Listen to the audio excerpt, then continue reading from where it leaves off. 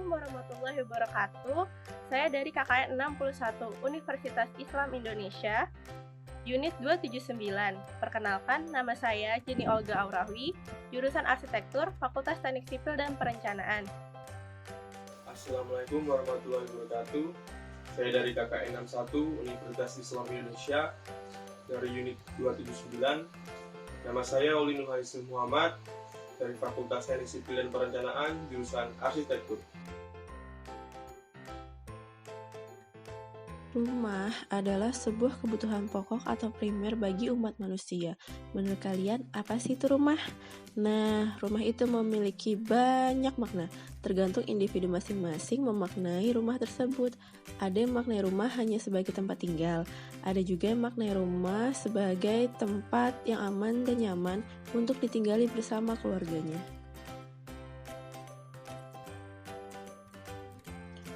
Semakin hari, harga rumah semakin meningkat dikarenakan ketersediaan lahan yang mulai terbatas, sedangkan kebutuhan akan tempat tinggal itu meningkat per tahunnya.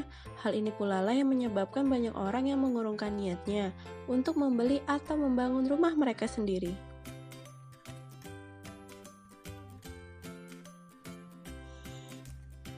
Sebenarnya untuk permasalahan ini udah solusinya loh, salah satunya itu compact house. Kalian tahu nggak apa itu compact house? Nah, di video kali ini kalian akan diperkenalkan apa itu compact house. Yuk, ditonton! Jadi, apa sih compact house? Compact house merupakan rumah dengan ukuran mungil yang dibangun di atas lahan yang terbatas.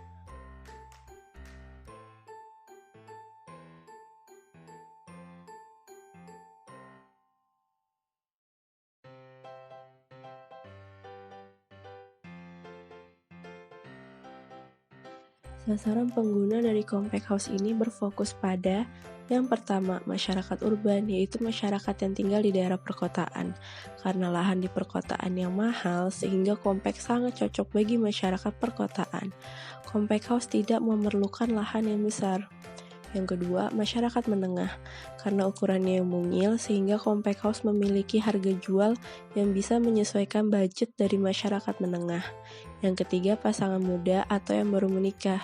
Dengan tabungan yang masih sedikit, tetapi memiliki keinginan untuk memiliki rumah sendiri.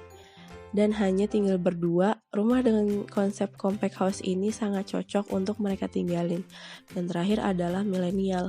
Anak muda zaman sekarang yang telah memasuki usia 25 tahun cenderung lebih memilih untuk tinggal dan memiliki rumah sendiri. Compact house menjadi solusi dari beberapa masalah mengenai tempat tinggal. Berikut adalah isu yang mendasari terbentuknya compact house. Yang pertama, lahan.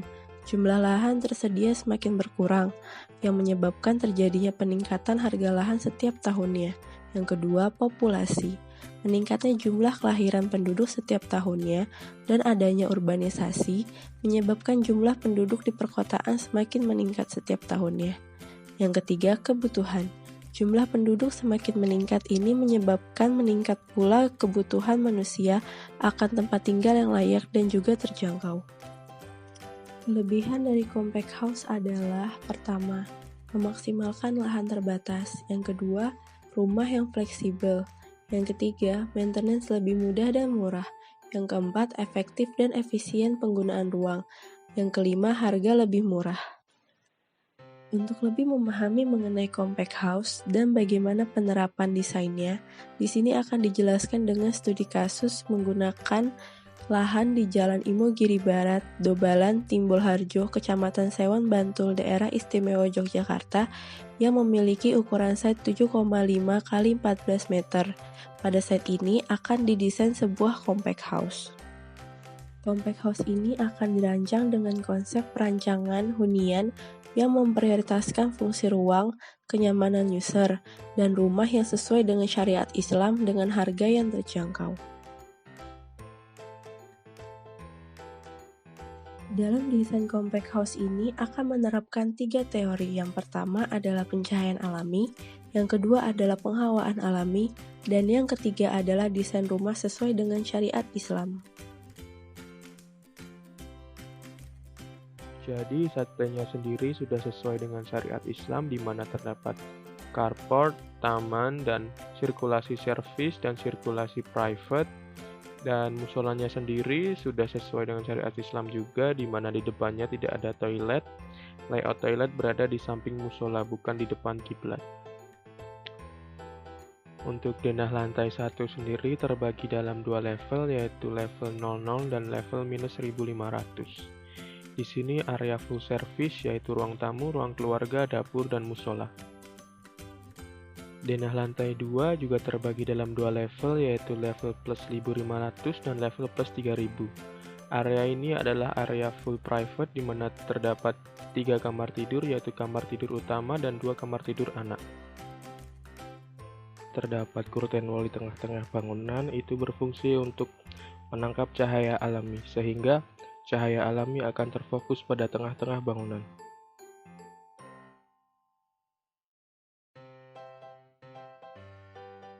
Untuk penghawaan alami, layoutnya hampir sama dengan pencahayaan alami, jadi sirkulasi angin akan fokus pada tengah-tengah bangunan.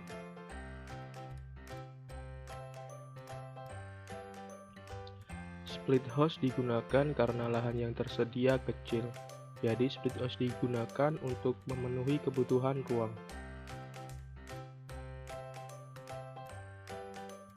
Kemudian ini adalah visual dari eksterior bangunan. Ini merupakan interior bangunan yang telah didesain. Untuk lebih jelasnya, mari kita lihat video render dari bangunan ini. Ini untuk tampak depan bangunan, ada 3 material berbeda, yaitu yang pertama ada curtain wall, yang kedua ada dinding finishing plaster, dan yang ketiga ada dinding dengan finishing batu bata. Ini untuk tampak atas dari bangunan. Kemudian dari sisi samping bangunan, seperti yang sudah dibahas tadi, ada curtain wall yang berfungsi untuk penghawaan dan pencahayaan alami. Ini merupakan sirkulasi publik, yaitu melewati pintu depan dan akan langsung tembus ke ruang tamu. Dan seperti ini interior dari ruang tamu yang telah didesain. Dan ini merupakan sirkulasi private, jadi ketika ada tamu, pengguna rumah bisa menggunakan sirkulasi ini agar tidak bersinggungan langsung dengan tamu. Sirkulasi ini nanti akan langsung menyambung dengan ruang keluarga. Seperti ini visual ruang keluarga. Kemudian ruang keluarga ini menjadi satu ruangan dengan dapur.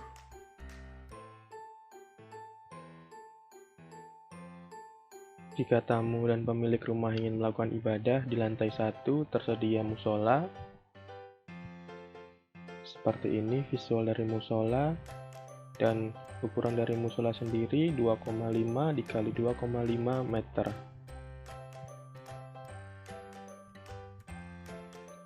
Untuk menunjukkan speed level, di sini di lantai paling bawah dengan ketinggian minus 1500.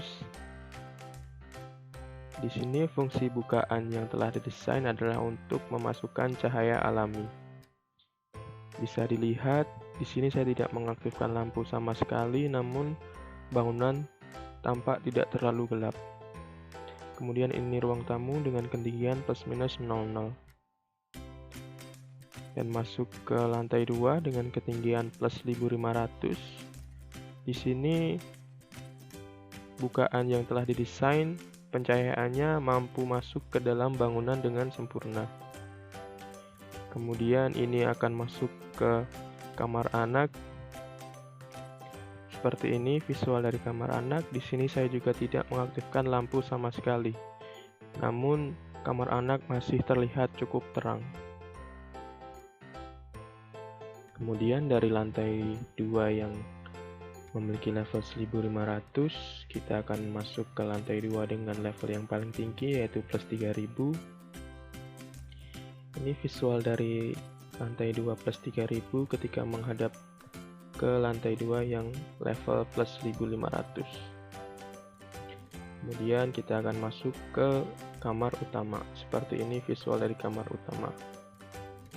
Ini juga tidak mengaktifkan lampu sama sekali, namun cahaya masuk dari bukaan yang telah dibuat dapat memaksimalkan cahaya untuk menerangi kamar utama.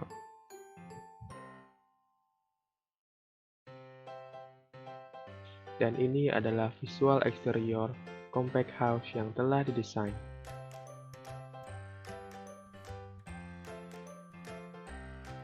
Jadi, compact house merupakan sebuah konsep yang mengutamakan fungsi dan fleksibilitas sesuai dengan kebutuhan penggunanya. Oleh karena itu, compact house menjadi solusi yang tepat dalam membangun rumah di lahan yang sempit. Menurut saya videonya sudah oke. Untuk penjelasan desain compact house di lahan sempit sudah oke.